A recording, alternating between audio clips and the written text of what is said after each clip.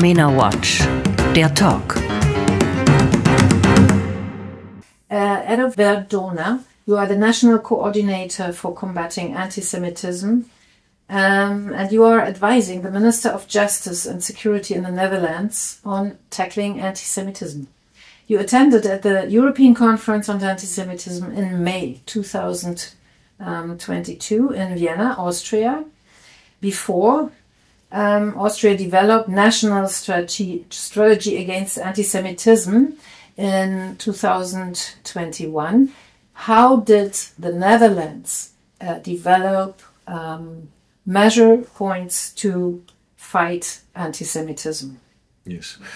First of all, thank you for inviting me to speak to your organization. The Netherlands has committed itself to giving a national strategy on combating anti-Semitism and presenting it towards the end of this year, and has done so in response to not only, of course, the Vienna Declaration, but also the broader EU strategy on combating anti-Semitism, which has been adopted by the European Commission. And the EU, as you know, has asked every country to implement the strategy of our own.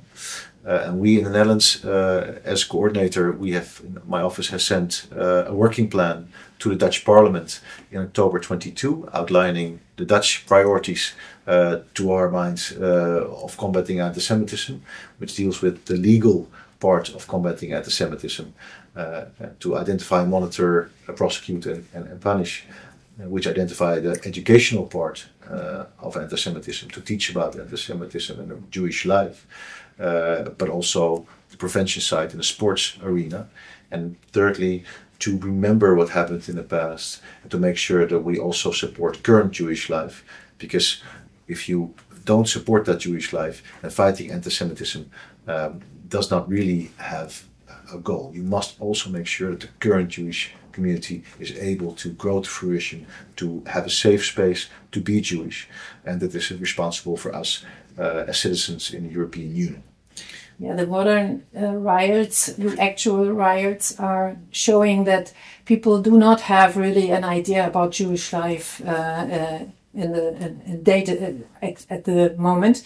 I would like to know, is there also plan to give education on Israel? Because this is where is most people, where they have a lack of knowledge. So there's in the history curriculum and in the civil curriculum that we're developing, there's attention for all international major happenings in history, and we are also asking for more focus in there for instance the Holocaust, but also current Jewish life, to make sure that people learn what Jews are about, also have a better understanding of what happens in the world. As you're saying, I think it's also very important to my mind that children learn about the conflict, the Israeli-Palestinian conflict, but also really about Jews in general. And right now, what is lacking is that people only know Jews through either the World War or through what they see on the news. Is this plan to be more an educational point in school books and in history lessons? Right now, there is attention to also the history of the Middle East. Okay. And to my mind, it's very important that people know and learn more about that region. I think that a lot of the black and white thinking and the hatred comes forth for people not knowing history, and also letting themselves be tempted to go into a black and white view of the world. It's so easy to see the other as somebody that you hate, and I think not only do we see that polarization in society, we see it also being reinforced by social media platforms, where if you click one link where, for instance, you are pro this side or pro that side, the next link will draw you in further, and the next one will draw you even further, until you only see the echo chamber of your own views enlarged 100 times. And that is one of the most dangerous incentives to anti-Semitism, demonizing the other. And you see how in that realm also anti-Semitic tropes are being projected on the Israeli-Palestinian conflict. and then, as we say, criticism of Israel, as you would have any other country, is not anti-Semitic.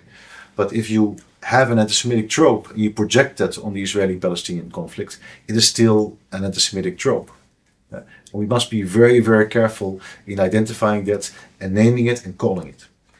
Is there any legal basic for finding out which is the anti-Semitic and which is not anti-Semitic speech? There is. We have a law, and that law defines what can be punished and how, and also there's certain measures, so a fine or even a prison sentence, if you do cross that line. But every case has to be judged according to its own context. If I say something about, if I, for instance, explain Nazism to a school class, I may say some very terrible things, but it's not illegal because I'm trying to explain an ideology to my students. If I would say the same things outside in a demonstration, screaming it towards, let's say, a synagogue, then it would be punishable. But I'm saying the same things. And that is why context in the Dutch Penal Code is very important. But we have made some changes. For instance, this year we are implementing a law that makes the denial of the Holocaust explicitly punishable. So before it was implicitly, because it was enough, you offended the Jewish population if you would so, and then you would have to go to court. But right now we're changing the law to say, no, if you deny or distort really the facts of the Holocaust itself, it is already directly punishable. And we do that to make it quicker to come to a punishment, easier to come to a punishment once that has happened. Because, of course, and that's the frustration of everybody, apart from the fact that online there seems to be an enormous tide of anti-Semitism, and the punishment of anti-Semitism is often lacking online. People have the feeling they can say whatever they want, and the chances of them getting a knock on the door from the police are very, very slim.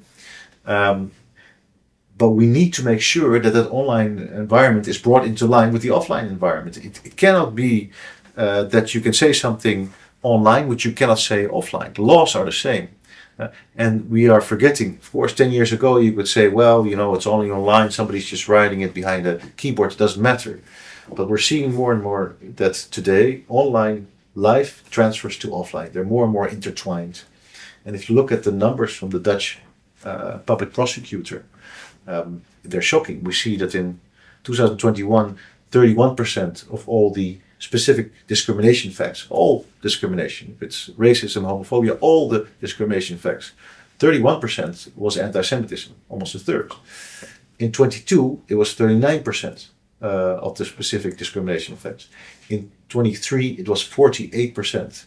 Almost half of all the facts prosecuted were anti-Semitism, whereas the Jewish population only makes up 0.3% of the Dutch population. Do you see that disparity? Mm-hmm. And that means that the chances that you are a victim of anti-Semitism, if you are identifiable as a Jew, are enormous. And that is something we must address. We must not close our eyes or diminish it or say, well, no, that's not true. They're rebranding anti-Semitism because what is actually just legitimate criticism of Israel. That is not the case. The public prosecutor is prosecuting what is in their eyes anti-Semitic. They've already done that filter, and still 48% of those cases are anti-Semitic.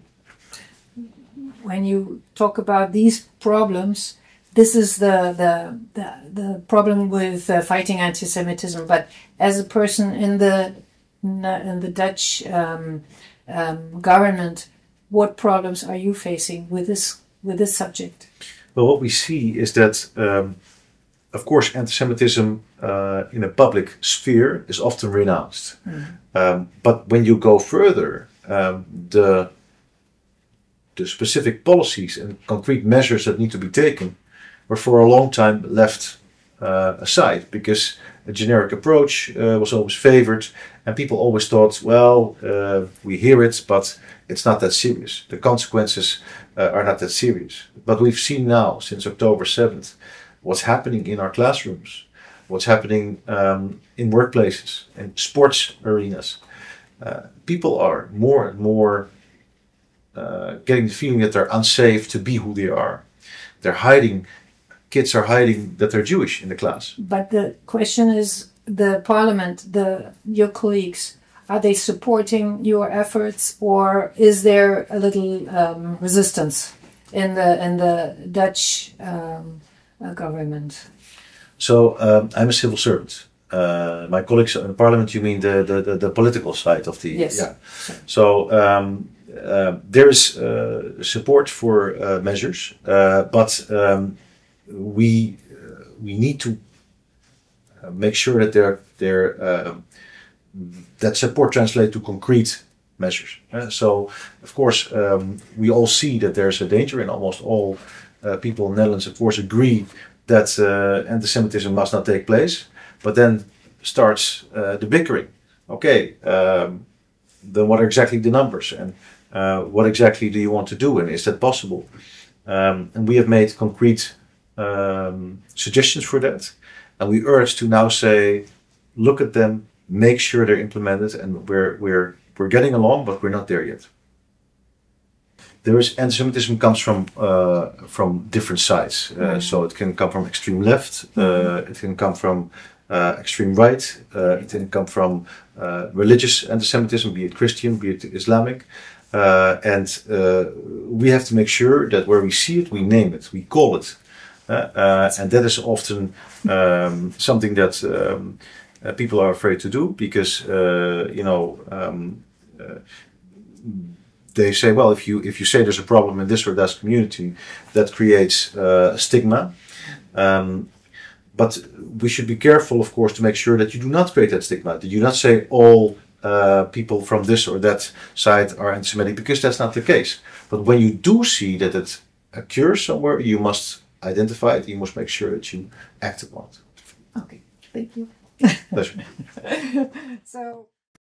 Eine Produktion von Mena-Watch, dem unabhängigen Nahost-Thinktank. Auf unserer Website finden Sie täglich aktuelle Informationen und Analysen. Besuchen Sie uns.